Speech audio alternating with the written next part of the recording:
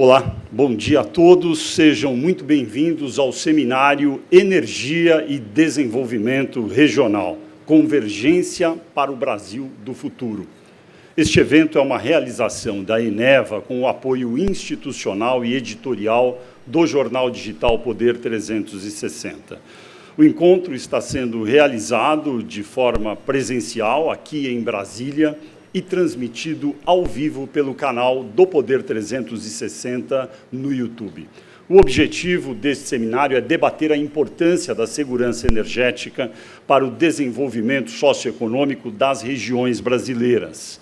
O debate também abordará o papel da regulação na atração de investimentos para o Brasil liderar globalmente a transição energética justa. O seminário desta quarta-feira, 5 de novembro de 2025, terá uma abertura com a participação do presidente da Câmara dos Deputados, o deputado Hugo Motta, do senador Laércio Oliveira e do senador Eduardo Braga. A abertura será mediada por mim, Fernando Rodrigues, que sou diretor de redação do Poder 360. Em seguida, o seminário terá uma conversa com o diretor-presidente da Eneva, Lino Cansado, que será mediada por Adriano Pires, que é articulista do Poder 360 e também sócio-diretor, fundador do Centro Brasileiro de Infraestrutura. Depois haverão dois painéis. O primeiro painel será sobre o tema energia como pilar do desenvolvimento regional. E o segundo painel, o papel da energia firme na nova economia brasileira. Ao final, haverá uma palestra de encerramento com o ministro da Controladoria Geral da União, Vinícius Marques de Carvalho. E eu queria dizer a todos, dando bem-vindo a todos novamente, que esse seminário reforça o papel do Poder 360, o seu propósito de ajudar a aperfeiçoar a democracia ao promover a apuração da verdade dos fatos para informar e inspirar as pessoas. Eu tenho a honra, então, de dar boas-vindas a todos os nossos convidados, que já estão aqui no palco junto comigo, o presidente da Câmara dos Deputados, Hugo Motta, o senador Laércio Oliveira e o senador Eduardo Braga. E vou tomar o meu lugar e dizer para o presidente Hugo Motta, dando boas-vindas novamente, que a palavra está com ele. Presidente Hugo Motta, muito obrigado, a palavra é sua.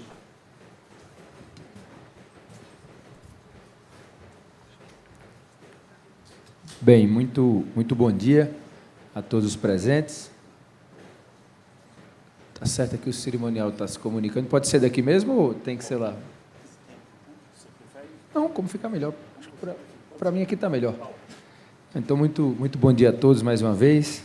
Quero, em nome aqui do querido Fernando Rodrigues e do Lino Cansado, agradecer o convite para participar de um evento tão importante. Cumprimentar aqui, de maneira muito reconhecedora dos papéis desses dois senadores, que é o senador Eduardo Braga e o senador Laércio Oliveira, que tem no Senado Federal feito um trabalho extraordinário na discussão que esse seminário aborda, que é a infraestrutura energética do nosso país. O senador Eduardo recentemente relatou a medida provisória 304, que eu vou falar um pouco sobre ela daqui a pouco, que trouxe uma discussão muito aprofundada de uma reestruturação do sistema elétrico do nosso país, e ele, como ex-ministro de Minas e Energia, ao lado do deputado Fernando Bezerra Coelho Filho, que presidiu essa comissão especial, também ex-ministro de Minas e Energia, deram uma demonstração, primeiro, de muita interação entre a Câmara dos Deputados e o Senado Federal, e conseguimos, na última quinta-feira, aprovar, tanto no plenário da Câmara como no plenário do Senado, esta medida provisória que agora segue para a sanção presidencial. Quero cumprimentar aqui os governadores presentes, o governador de Roraima, Antônio Denário, cumprimentar o governador do Amazonas, Wilson Lima, cumprimentar aqui a Simone Araújo, que é a diretora da Agência Nacional de Petróleo, Gás Natural e Biocombustíveis, cumprimentar a todos os presentes, em nome do deputado Paulderney Avelino, que eu vejo aqui na plateia. Quero, Fernando, primeiro dizer que é fundamental para todo o país que quer crescer, que quer se desenvolver, ter uma preocupação muito grande com o seu sistema elétrico, com a infraestrutura, principalmente olhando para um Brasil continental como é o nosso, para que nos próximos anos nós tenhamos a condição de usufruir de todas as potencialidades que o Brasil tem. E a área de energia, eu acredito que está aí entre, se não for a principal, entre as 3 principais riquezas que o Brasil pode explorar e pode, de certa forma, ajudar a mudar a realidade da nossa população, se nós soubermos aproveitar esse grande potencial que o Brasil tem. E nessa construção política que nós estamos, já no 4º mandato lá na Câmara, nós acabamos vendo uma evolução muito grande da discussão acerca da energia no Brasil. Foi o marco lá da geração distribuída, da microgeração, que nós tivemos lá em 2022. Agora estamos no passo seguinte, que além de discutir a geração, nós temos que partir para discutir o armazenamento. Acho que é o outro desafio que o Brasil tem para os próximos anos, é conciliar a grande capacidade que nós temos de produzir energia limpa com o equilíbrio que o sistema precisa, porque hoje nós estamos passando por várias situações em que o sistema, muitas vezes, é obrigado a desligar a geração de energia por um acúmulo em algum momento do dia ali dessa geração de energia, e a discussão acerca do uso dos nossos combustíveis fósseis na busca dessa maior eficiência energética. E nós sabemos que, pela segurança que as termoelétricas têm, elas sempre vão ser uma opção a ser buscada para manter a estabilidade desse sistema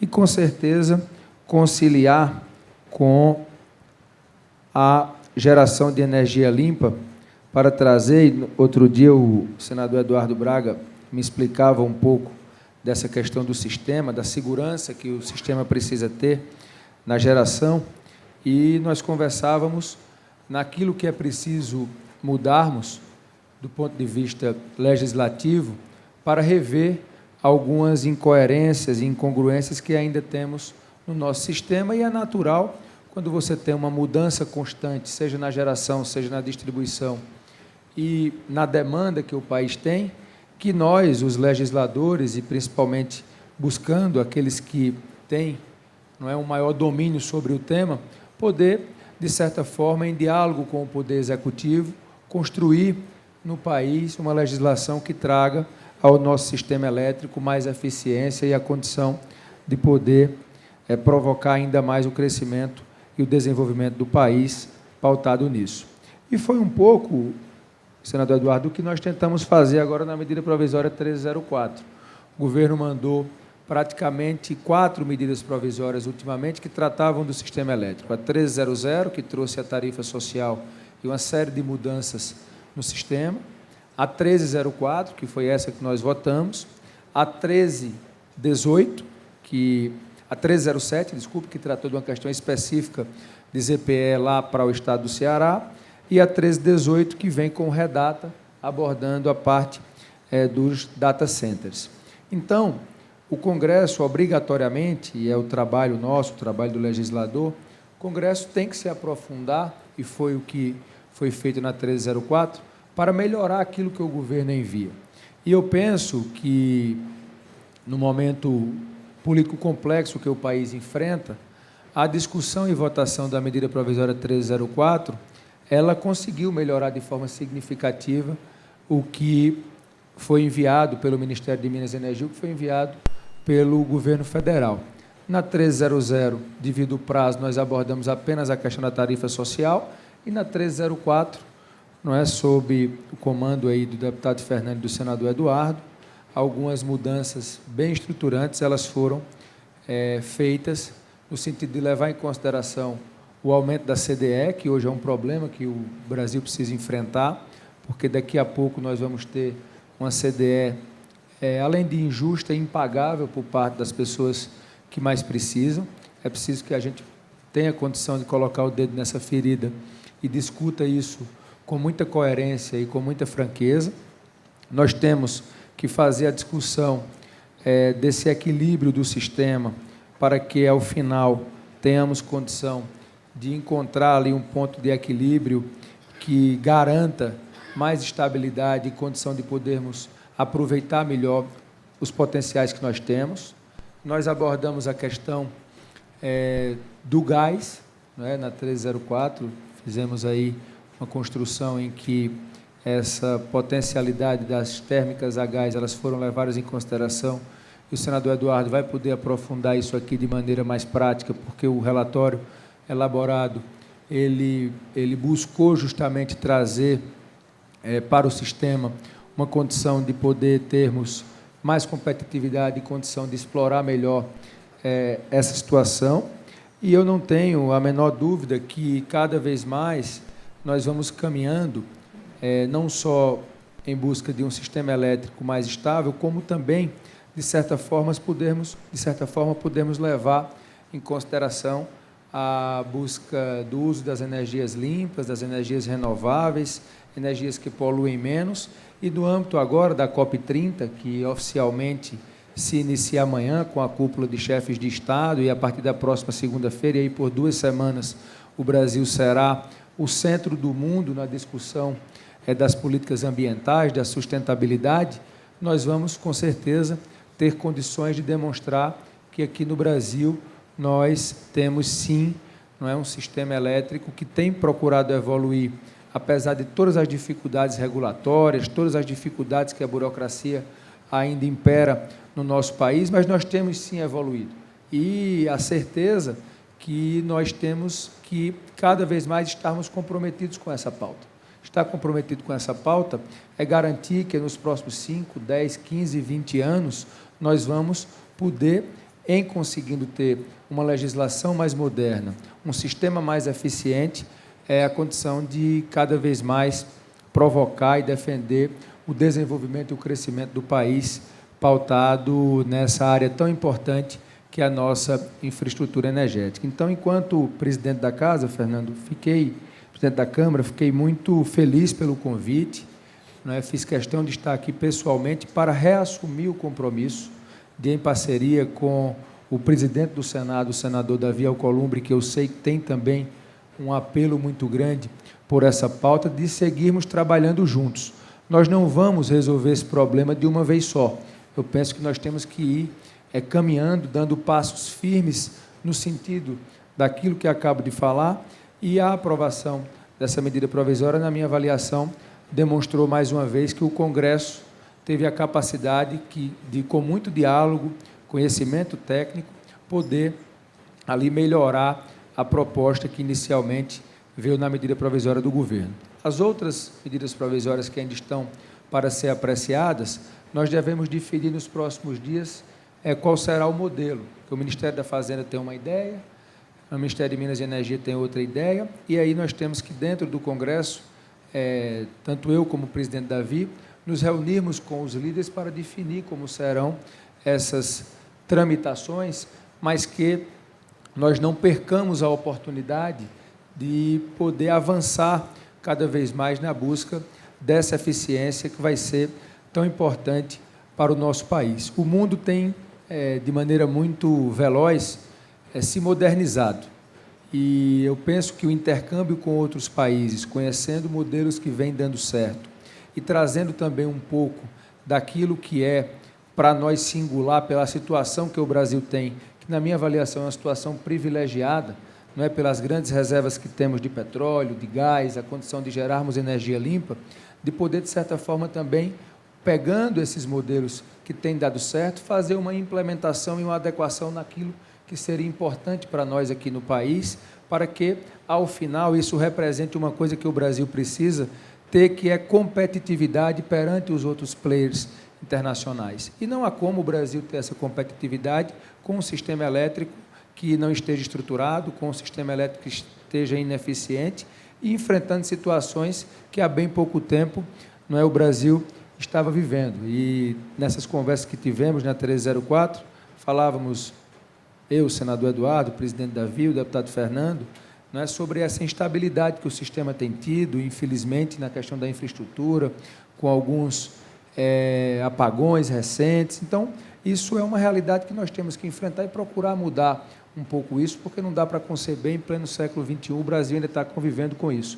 Isso só será possível com uma discussão geral, e aí fazendo, de certa forma, uma discussão franca, honesta, podendo reconhecer, primeiro, onde moram as nossas fragilidades, onde nós temos condições de aproveitar o potencial do Brasil e, de certa forma, fazer esse equilíbrio para que tenhamos a condição de ter um sistema não só eficiente, mas justo do ponto de vista do custo e que tenhamos um país atrativo para grandes investimentos nessa área, porque nós sabemos que os investimentos na área de energia, eles são, na grande maioria das vezes, falando dos grandes investimentos, investimentos que mudam a realidade do país, investimentos que envolvem uma quantidade importante de recursos, de mobilização financeira, e os grandes grupos, e não há como pensar isso sem ter a iniciativa privada junto, os grandes grupos eles só vêm se tiverem, primeiramente, segurança jurídica,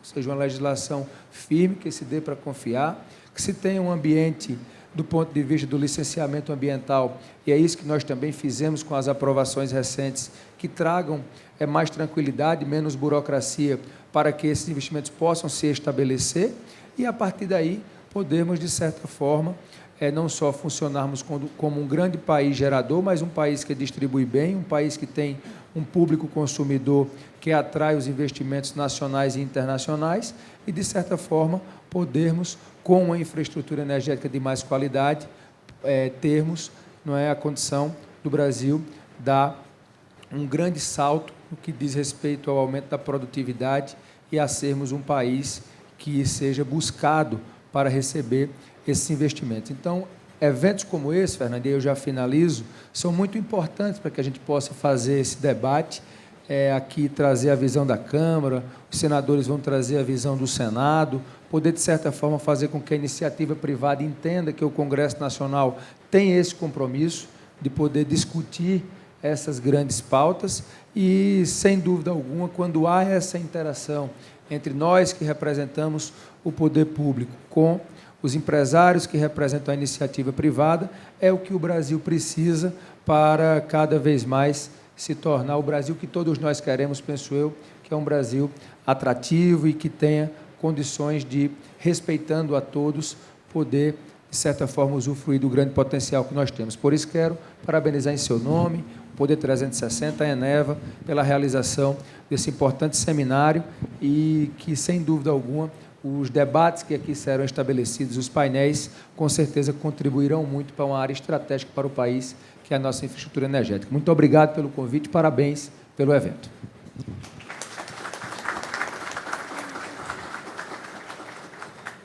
Muito obrigado, presidente Hugo Motta. Um prazer enorme ouvir suas palavras sobre esse tema tão relevante. Eu sei que o presidente Hugo Motta teve um esforço enorme para encaixar na agenda a vinda dele aqui a este seminário. Hoje, o presidente ainda tem que voltar para a Câmara e depois embarcar para uma viagem internacional e depois para outra viagem internacional, porque vai voltar para o Brasil e ir até Belém.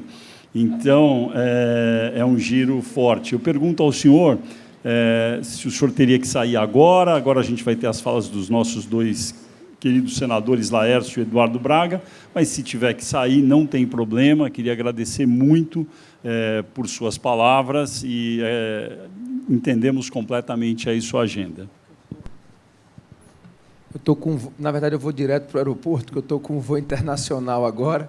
Eu queria pedir ao senador Eduardo Vênia, aqui ao senador Laércio, para me liberarem, para eu poder cumprir essa agenda extensa de hoje e amanhã aí. E quero, Fernando, mais uma vez lhe agradecer.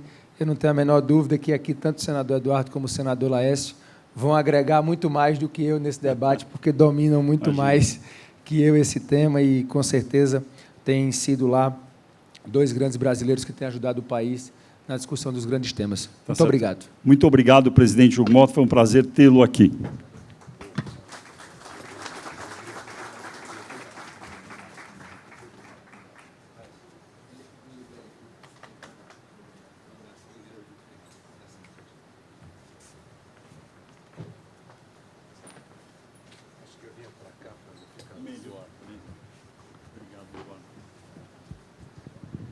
Bom, dando seguimento a esse painel de abertura, estamos correndo um pouco atrasados.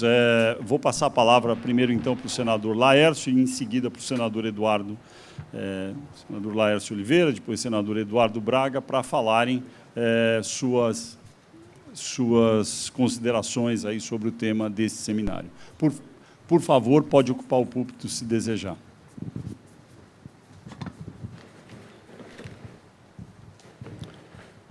Muito bom dia. Em função do tempo, sintam-se todos cumprimentados, principalmente as senhoras aqui presentes. E apenas abrindo um parênteses para cumprimentar o vice-governador do estado de Sergipe, Zezinho Sobral, aqui presente nesse evento. Esse evento é um ambiente extremamente qualificado e eu vou trazer algumas considerações para todos vocês sobre esse tema que tem norteado a minha vida nos últimos anos, desde a relatoria da Lei do Gás até os dias de hoje. Quero cumprimentar a organização do evento, o Poder 360, por esse momento, e quero cumprimentar principalmente pelo tema, a forma da organização desse seminário, energia e desenvolvimento regional, principalmente a palavra regional. Eu quero deixar ela guardada com todos vocês, porque é exatamente através do desenvolvimento regional que vai acontecer o que está escrito no tema principal. Vai convergir para o Brasil do futuro e o Brasil que nós queremos. E para falar do futuro, é preciso falar da capacidade de gerar oportunidades. E gerar oportunidades significa ter uma nação próspera. Eu sempre na minha vida toda, enquanto parlamentar, e não só antes disso, como empresário, eu defendi o emprego como a melhor política social que existe. Mas não há emprego sustentável se não houver energia competitiva, se não houver energia abundante, se não houver energia confiável e se não houver uma energia segura. A energia, na verdade, é o pilar fundamental que nós estamos buscando construir. E fala-se muito em transição energética. O Brasil é protagonista nesse debate. E nós temos uma das matrizes energéticas mais limpas do planeta. Mas vamos ser mais claros. Nós vivemos um processo de adição energética e não substituição energética. Esse é um dos problemas que nós estamos enfrentando e certamente esse seminário vai discutir isso hoje aqui com maior profundidade na condução do dia de trabalho nosso aqui. Nós temos energia solar, nós temos energia eólica, nós temos energia hídrica, nós temos a biomassa, nós temos a energia nuclear, mas também nós temos petróleo e nós temos gás. Segurança energética, minha gente, significa energia firme por 24 horas. Energia firme garante competitividade para a indústria, mas, acima de tudo, para o bem-estar da sociedade. E o gás é a ponte para garantir essa competitividade que nós estamos buscando. Mas também o gás é uma fonte para uma fonte complementar para energias renováveis e intermitentes. Eu defendo, sim, há muito tempo, a abertura do mercado do gás. E eu defendo o aumento da produção nacional de gás. Eu faço essa defesa porque eu acredito que a transição energética não tem nenhuma condição de acontecer, Fernando e meu querido professor Eduardo Braga, sem o gás. E eu quero trazer para vocês um exemplo do meu estado de Sergipe. Não é possível falar em energia nos últimos 3 anos, ou 5 anos, ou 10 anos, ou 20 anos, sem falar do estado de Sergipe. E muitos aqui conhecem a nossa realidade. Mas hoje nós temos, por exemplo, um terminal de GNL, pertence inclusive à Eneva, que deve ampliar a sua produção, se Deus quiser, é a esperança de todos os sergipanos, em um leilão que acontecerá no próximo ano. É através da termoelétrica Porto Sergipe 1. Nós temos um projeto que a gente aguarda há mais de 10 anos, os investimentos chamados Sergipe Águas Profundas. Nós temos fertilizantes, nós temos um projeto em construção de um data center no nosso estado. E isso requer um chamamento importante. Para isso, a gente precisa de energia. Quem gera energia renovável, como o Brasil, por exemplo, energia eólica e energia solar, tem que ter uma compensação efetiva para promover o seu desenvolvimento. Por isso que eu chamei a atenção dos senhores aqui para a palavra regional colocada aqui. E aqui nós temos, na abertura desse evento, nós temos uma representação de 2 regiões importantes do Brasil. A região norte, com o senador Eduardo Braga, e a mim na condição de representante da região nordeste. Nós, que produzimos, por exemplo, a região nordeste, energia eólica e energia solar em abundância, é preciso que haja uma visão diferente para que a gente tenha uma compensação de alguma forma. Porque não é justo produzir, exportar e não desenvolver. Nós precisamos de mecanismos para garantir parte da riqueza gerada. E para que essa riqueza gerada fique na nossa região para viabilizar projetos estruturantes. Exemplo: siderurgia verde, hidrogênio verde e data centers, conforme eu falei aqui. Tudo isso significa justiça federativa e redução das desigualdades sociais, que tanto a gente fala. Eu defendo que o Nordeste não seja apenas um parque gerador para o consumo em outras regiões. Eu defendo que essa riqueza fique, ou parte dela fique, nessas regiões. Nós temos, e eu vou fazer uma rápida abordagem sobre as novas fronteiras que se colocam diante de todos nós. Por exemplo, mini-reatores nucleares. Os mini-reatores nucleares, e a gente precisa se debruçar profundamente, tem muita gente estudando esse assunto, mas nós estamos falando de uma energia segura, modular, e que gera energia firme e energia limpa.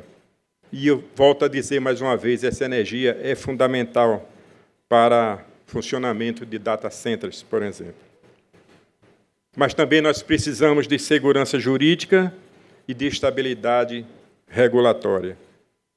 Produzir energia é muito caro em qualquer lugar do mundo. E ninguém investe sem previsibilidade e regras claras. É um conjunto de ações que nós precisamos estar atentos para que a convergência alcance exatamente o propósito que a gente busca. Por isso que eu tenho defendido com muita firmeza e continuarei fazendo isso, viu, Fernando? As agências reguladoras. Elas têm uma importância muito grande para defender, para proteger quem investe e quem produz no Brasil. E eu quero defender as agências reguladoras com a mesma veemência que defendi a reforma trabalhista, por exemplo, e a relatoria da lei da terceirização que fiz quando fui deputado federal.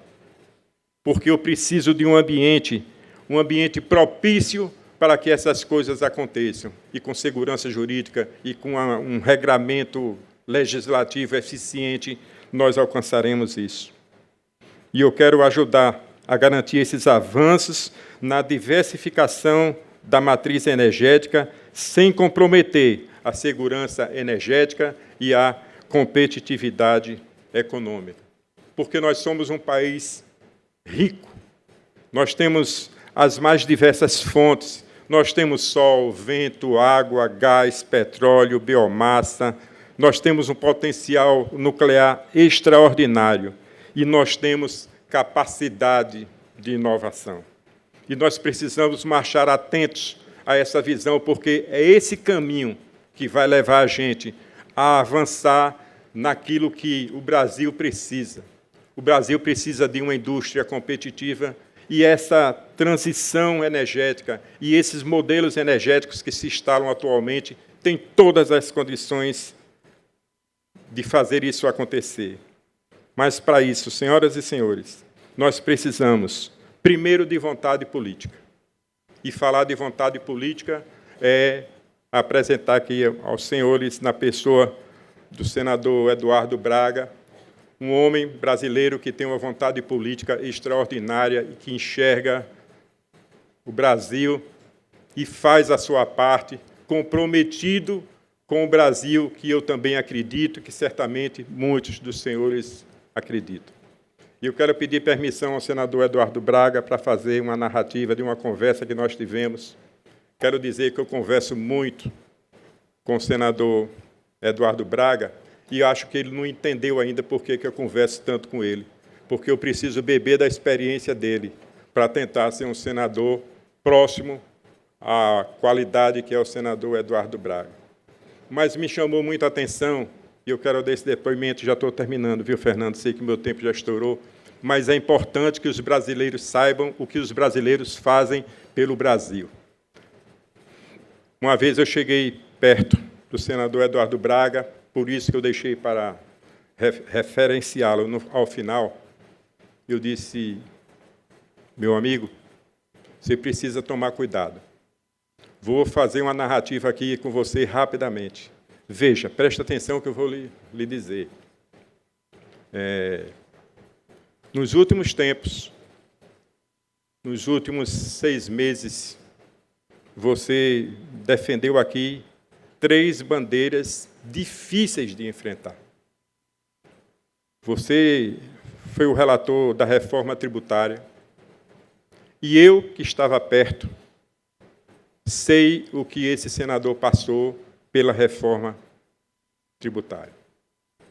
Uma vez o senador Eduardo Braga retardou a sessão porque ele estava no hospital, que ele estava com uma crise enorme na coluna. E eu, lógico, se ele está com problema de saúde, a gente faz a reunião amanhã. Mas o senador Eduardo Braga saiu, foi no médico, fez a aplicação que precisava fazer, recuperou um pouco as energias e voltou para fazer o enfrentamento. Muito tempo depois, alguns meses depois, volta o senador Eduardo Braga para discutir com a gente a regulamentação da reforma tributária. Pouco tempo depois, volta o senador Eduardo Braga para discutir a PEC 1304, conforme foi dito aqui por Hugo Mota. E ontem, para minha surpresa, a gente precisa voltar para lá, porque ele tem uma relatoria de um projeto sobre BETS, que é outro enfrentamento. Ele chegou na comissão ontem, nós somos da Comissão de Assuntos Econômicos, e ele disse assim, senador Renan, que é o presidente da comissão, eu tenho mais de 100 e tantas emendas que foram apresentadas aqui. Eu cheguei perto dele e disse, olha, eu preciso dizer outra coisa a você, vou chamar a sua atenção outra vez. Você precisa segurar um pouco, porque é muita pressão em cima de você, tantas coisas. A gente sabe da necessidade que o Brasil tem, mas a gente precisa enxergar os nossos limites. Então, diferente do que muita gente pensa, do que a sociedade, infelizmente, pensa, há muita produção dentro do Congresso Nacional. Eu tenho muito orgulho de ser senador da República do Brasil, pelo meu Estado, como ele também tem, como tantos têm.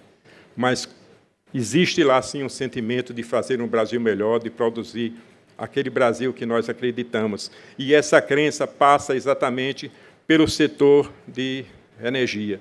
Pela necessidade que o meu Estado tem, eu me envolvi com esse assunto e procuro trabalhar, procuro estudar e procuro aplicar isso, porque eu sei que isso é bom para o Brasil. Se a gente tiver uma política energética eficiente, com segurança jurídica e tudo aquilo que eu falei aqui, no fundo, na prateleira dos supermercados, terá produtos onde a sociedade vai conseguir produzir, vai consumir por um preço melhor. Portanto, para tudo isso, a gente precisa de vontade política, e esse testemunho é exatamente essa vontade política que eu quero transmitir para os senhores. A gente precisa de investimentos massivos, e o investimento vem exatamente através da segurança jurídica que o investidor precisa ter, porque, como eu disse a vocês também, é muito caro investir em energia. A gente precisa de políticas públicas coordenadas entre os governos dos estados e o governo central, e isso é possível fazer, já está acontecendo no meu estado de Sergipe, através do vice-governador Zezinho Sobral aqui. É um exemplo prático dessa aplicação. Como eu disse, a gente precisa de segurança jurídica e a gente precisa, finalmente, de uma visão estratégica. E a visão estratégica está exatamente dentro desse fórum aqui, onde a gente vai coordenar e alinhar as nossas ações para com uma estratégia eficiente. E, de resultado, a gente alcance aquilo que o Brasil precisa e que o Brasil merece. Mais uma vez, me coloco à disposição. Pode contar comigo. Obrigado, Fernando. Muito obrigado, senador Laércio Oliveira. Vou passar a palavra imediatamente para o senador Eduardo Braga, lembrando que a gente está correndo um pouco atrasado, não é, no evento, mas, por favor, senador, o púlpito é seu. Muito obrigado.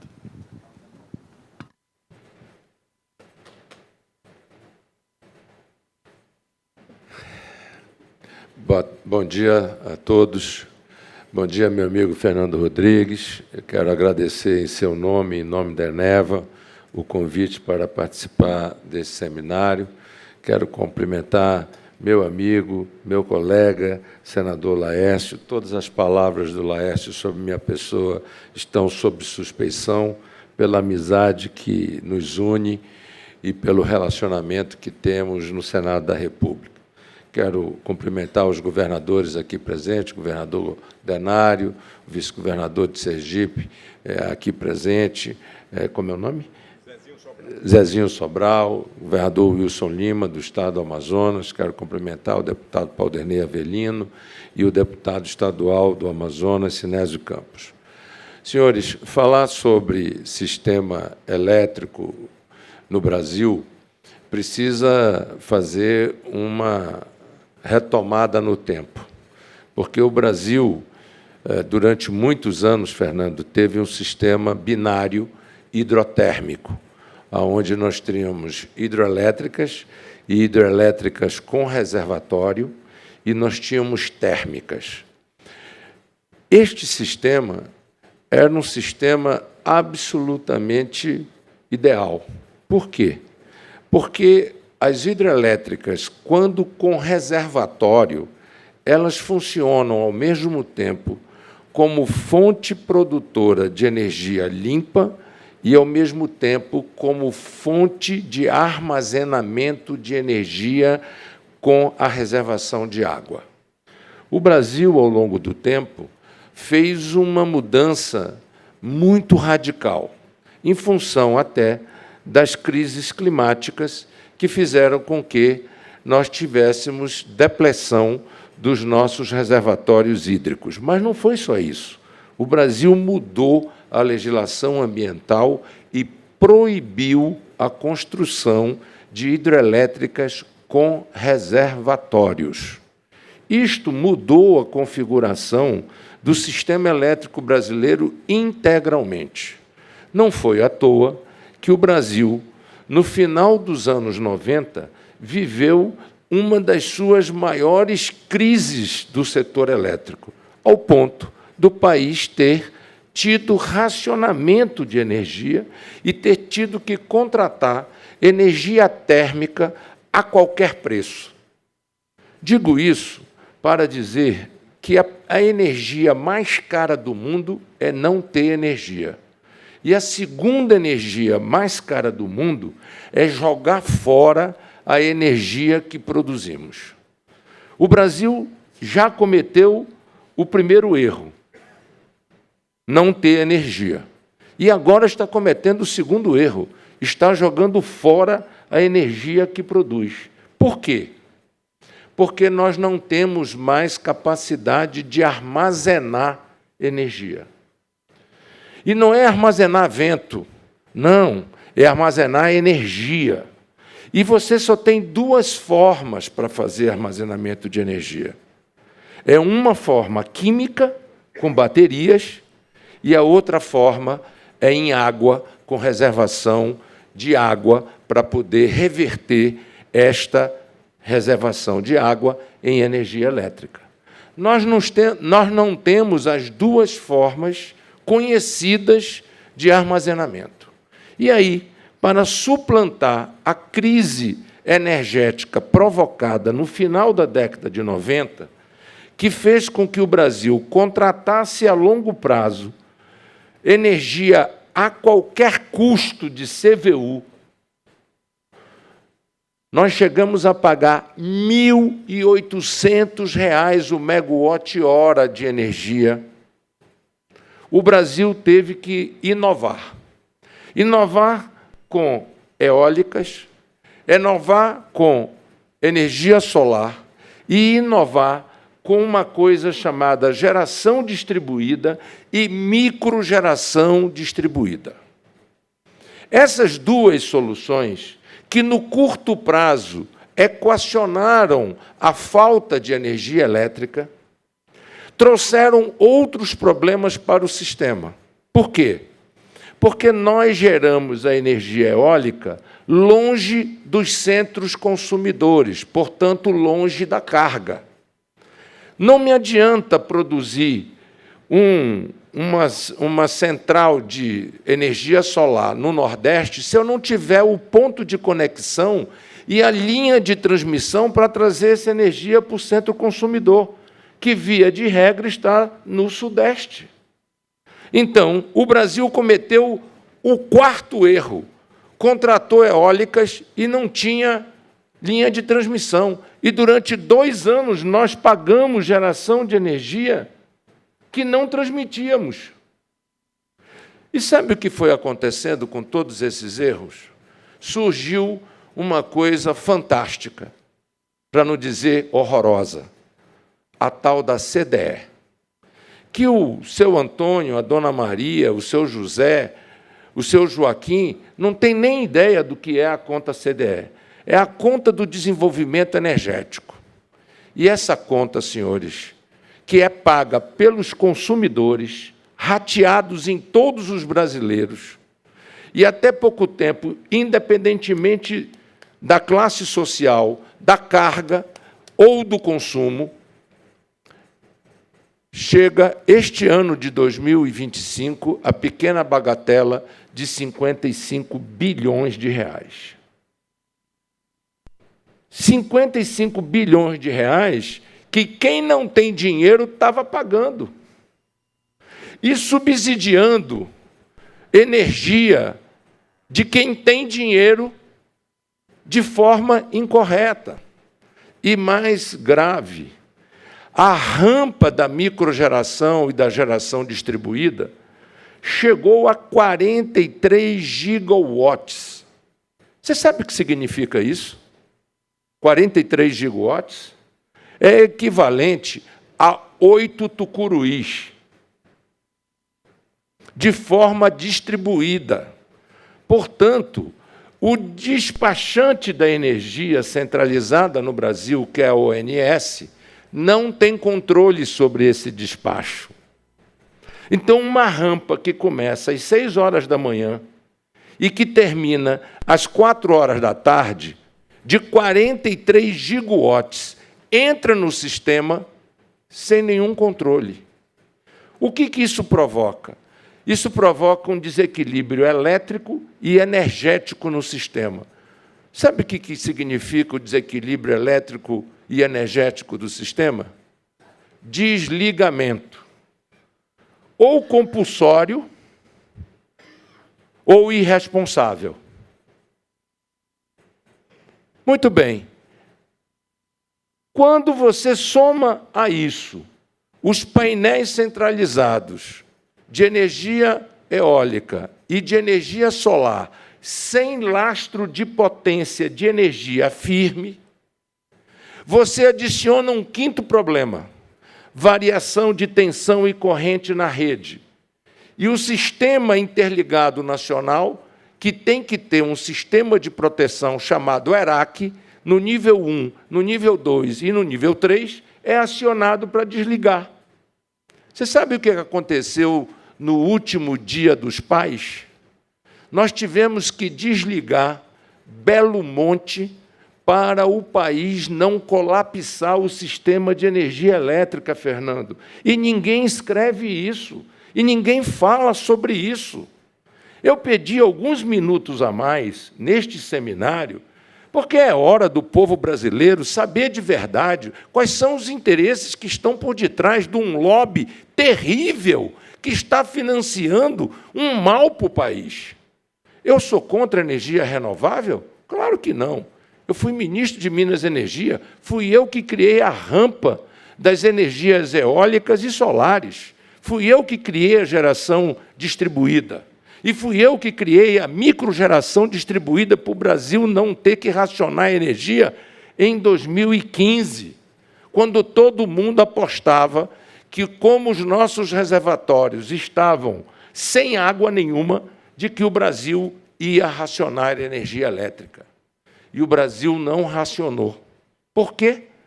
Porque nós conseguimos, próximo do centro de carga, implementar muito rapidamente a geração distribuída. Então, eu não sou contra a geração distribuída. Eu sou contra a falta de planejamento e desorganização do sistema. Porque isto está fazendo com que o Brasil, que tem a mais diversa matriz energética do mundo, tenha a geração de energia mais barata e a conta de energia elétrica mais cara do planeta. Ora, algo está errado nesse binômio. E o que está errado? A falta de armazenamento, a falta de planejamento, a falta de organização, a falta de potência dentro do sistema. O que é a falta de potência? A falta de potência é a inexistência de lastro para essa energia que não é firme.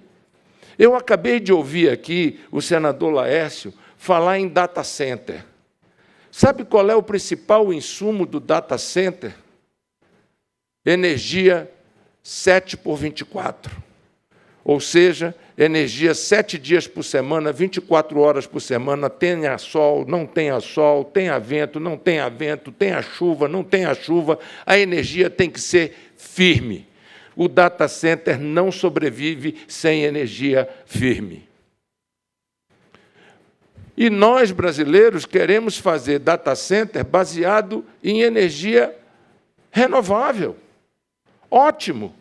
Mas, para isso, nós temos que lastrear essa energia. Com quê? Com energia firme. Com quê? Com armazenamento. Com quê? Com a diminuição de um sexto problema. Você sabe qual é a rampa na hora do pico de energia elétrica no Brasil? Vocês têm ideia? 53 megawatts. Sabe o que significa uma rampa de 53 megawatts projetada para 2027?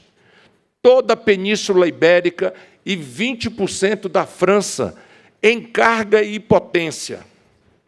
Como rampa no horário de pico, na hora que nós não temos energia solar e a hora que nós não temos energia eólica. Se nós não tivermos energia armazenada, nós vamos ter que fazer o quê? Nós vamos ter que despachar as energias mais caras do mundo para poder não faltar energia. E a conta CDE explode. Se ela está batendo em 55 bilhões em 2025, se não for tomadas as medidas necessárias, em 2027, senhores, ela não será inferior a 70 bilhões de reais. E o mais grave, agora com a tarifa social, na base da pirâmide social, eles não vão mais pagar a conta CDE. O mais grave, o topo da pirâmide, o high-end, a classe A e B, vira autoprodutor e não vai pagar o encargo social. Sabe quem vai pagar esses 70 bilhões? A classe média brasileira. Isso é certo? Isso é correto? Isso é estar a favor das térmicas? Isso é estar a favor de beneficiar a energia a gás? Isto é estar a favor de beneficiar a indústria de armazenamento químico?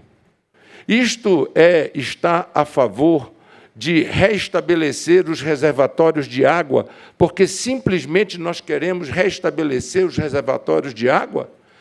Querer introduzir a tecnologia da hidrelétrica reversa, que faz com que nós tenhamos armazenamento de água novamente, inclusive em PCHs, nas horas em que nós necessitamos da energia, que é exatamente no horário da rampa. Isso é não ser patriota, é não ser estrategista, é não estabelecer um sistema que seja equilibrado para o país? Não, meus senhores. Isso é apontar para que o sistema elétrico brasileiro seja eletricamente equilibrado e eficiente, energeticamente equilibrado e suficiente, tenha flexibilidade, porque o grande problema das microreatores nucleares é que ele é inflexível. Nós precisamos tornar as máquinas inflexíveis em máquinas flexíveis. Como é que nós fazemos isso? Armazenando. Para você tornar uma usina térmica de inflexível para flexível, basta que você armazene. Porque aí, no horário da rampa, você não precisa despachar mais potência térmica, você despacha ou água ou bateria química. Portanto, a MP 1304 buscou fazer um enfrentamento dessa reestruturação do setor que há 20 anos não se faz no Brasil. Há 20 anos não se faz. E, por fim, para encerrar, como é que eu produzo energia térmica a gás sem infraestrutura de gasoduto? Como é que o gás que a Eneva produz lá no Azulão vai poder ser deslocado para produzir energia térmica em algum centro de carga que se necessite se não tiver gasoduto? Como é que eu vou poder deixar de reinjetar o gás que nós estamos reinjetando no pré-sal se eu não tiver escoamento desse gás para o litoral para transformá-lo em energia? A MP 1304 enfrentou esse problema e criou um funding de investimento para infraestrutura do gás através dos recursos que estão empossados na PPSA e que não geram nenhum ativo econômico para que o Brasil possa voltar a crescer economicamente e gerar uma energia firme, equilibrada, elétrica e energeticamente, com flexibilização e, ao mesmo tempo, dando a oportunidade do Brasil, que é o país do agronegócio, ter, através do gás, a sua autonomia em fertilizante, porque o ureia vem do nitrogênio, o nitrogênio está no gás. O gás é matriz energética essencial para transformar minério de ferro em aço de forma competitiva. Portanto, se nós queremos ter uma nova matriz energética de curto prazo, nós precisamos enfrentar esses desafios. E foram esses os desafios que nós buscamos enfrentar no Congresso Nacional. Muito obrigado.